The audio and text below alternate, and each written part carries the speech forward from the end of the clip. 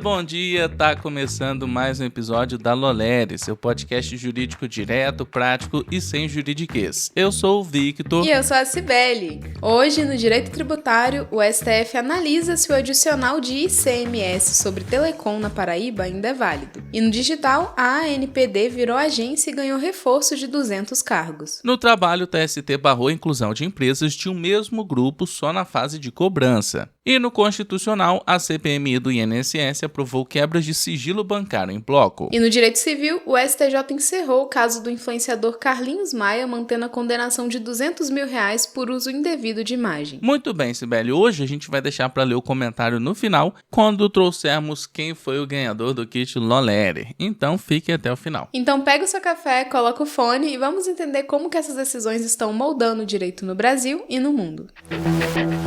E vamos começar com o direito tributário. O STF começou a julgar se a Paraíba pode manter um adicional de 2% no ICMS sobre telecomunicações para financiar seu fundo de combate à pobreza. Operadoras questionam a taxa, argumentando que a Constituição só permite esse acréscimo para serviços supérfluos, enquanto a telefonia e a internet são essenciais. A discussão envolve o princípio da seletividade, a ideia de que o imposto deve ser menor para o que é mais básico. O cenário mudou com a Lei Complementar 194 de 2022, que proibiu os estados de tratarem as comunicações como supérfluas para fins de ICMS, reconhecendo sua essencialidade. O relator, ministro Dias Toffoli, votou considerando que o adicional era válido quando criado em 2004, mas perdeu a eficácia após 2022. Para ele, a nova lei federal impede que a cobrança continue, já que o serviço de comunicação não pode mais ser enquadrado na categoria que permite essa majoração. O julgamento foi levado ao plenário físico após pedido do ministro Luiz Fux e será retomado em 4 de março. O desfecho vai definir tanto o futuro da arrecadação para fundos sociais quanto a segurança jurídica sobre a validade dessa cobrança em todo o país.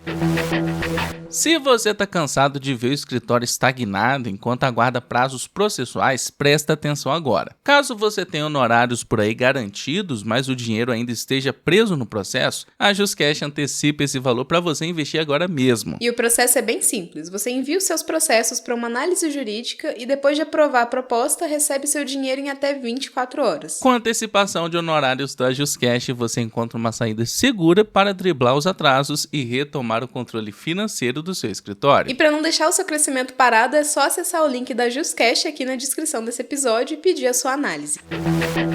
E vamos voltar com o direito digital. A Lei 15.352 de 2026 transformou a Autoridade Nacional de Proteção de Dados em Agência Nacional de Proteção de Dados, a ANPD. Agora, como autarquia, o órgão ganha autonomia técnica, financeira e administrativa, além de patrimônio próprio e auditoria interna, o que garante mais independência para regular o tratamento de dados no país. O reforço institucional inclui a criação de 200 cargos efetivos para especialistas em proteção de dados, que serão preenchidos via concurso público. A lei também permite que os servidores que já atuam no órgão permaneçam na agência, fortalecendo o corpo técnico necessário para fiscalizar o cumprimento da Lei Geral de Proteção de Dados. Esse fortalecimento está diretamente ligado ao ECA Digital, lei que entra em vigor agora em março. A ANPD terá a missão de regulamentar e fiscalizar as regras de proteção para crianças e adolescentes na internet, definindo como as plataformas digitais devem garantir a segurança e a privacidade desse público. A agência vai normatizar exigências como a verificação de idade e as adequações técnicas em produtos e serviços digitais. Com o novo status, a ANPD assume um papel central na fiscalização do mercado, assegurando que as empresas de tecnologia cumpram as normas de segurança para reduzir riscos aos usuários jovens.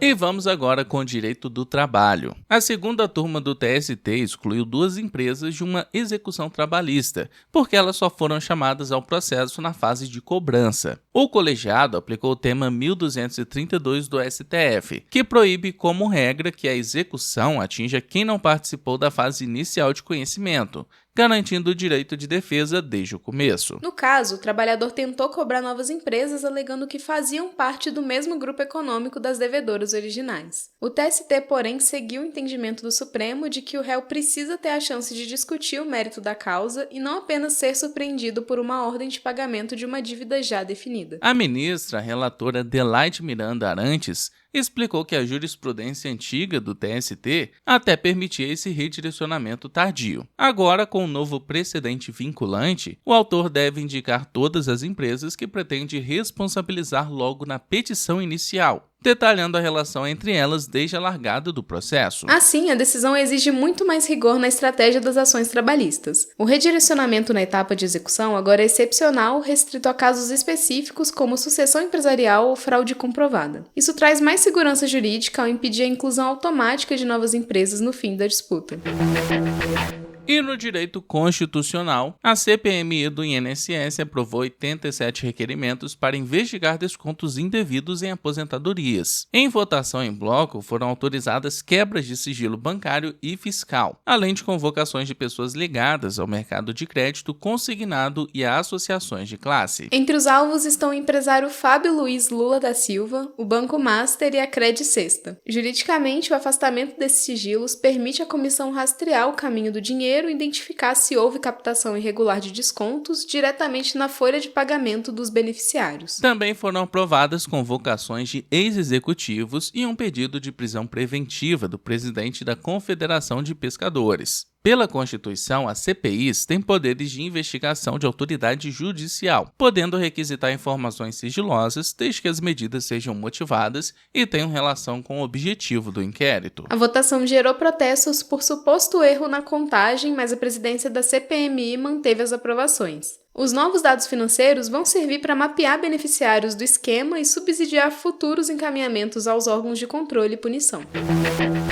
E no direito civil, a terceira turma do STJ encerrou definitivamente a disputa envolvendo o influenciador Carlinhos Maia, mantendo sua condenação ao pagamento de R$200 mil em danos morais. O caso teve início após uma postagem que o influenciador comparou o resultado de um procedimento estético à aparência física de um morador de Mato Grosso, o que foi considerado uso vexatório e não autorizado de imagem. A justiça entendeu que houve violação aos direitos da personalidade que protegem a imagem e a honra de qualquer cidadão. Embora a defesa tenha alegado que o valor da indenização era excessivo, as instâncias anteriores mantiveram o montante por considerar que a comparação expôs a vítima a uma situação humilhante perante milhões de seguidores, superando o pedido de desculpas feito posteriormente. Ao analisar o recurso final, o ministro relator Moura Ribeiro destacou obstáculos técnicos que impediram a revisão do valor. Ele explicou que o STJ não pode reexaminar fatos e provas para rediscutir quantias fixadas, e que a defesa falhou ao não rebater de forma específica todos os fundamentos jurídicos da decisão anterior, uma exigência técnica do Código de Processo Civil. Com o recurso não admitido, ocorreu o trânsito em julgado, o que significa que a decisão se tornou definitiva e não cabe mais na contestação. Além da indenização, o tribunal aumentou os honorários advocatícios em 5%. Com o encerramento do caso no STJ